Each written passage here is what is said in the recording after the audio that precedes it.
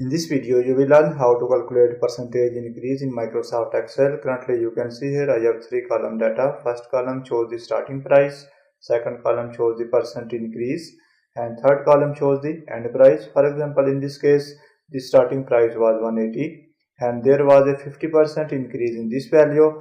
Now, what will be the end price? End price is given here. So in this video, you will learn how to calculate percentage increase in Microsoft Excel. So let's start this video without further delay. If this video is helpful for you, please like it and subscribe to the channel for more informative videos. In a separate sheet, I have already entered the data to save time. Now this was the starting price and there was a 50% increase in this value. Now how to calculate this end price? Simply select the cell where you are interested to display the result.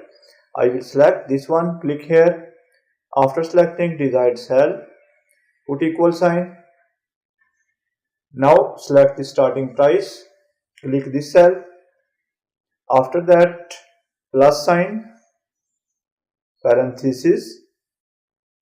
Again select the starting price, multiplication sign, multiply by this percent increase, select this cell. After doing that, close the parenthesis. I will repeat this one, equal sign, starting price plus parenthesis, starting price multiply by this percent increase.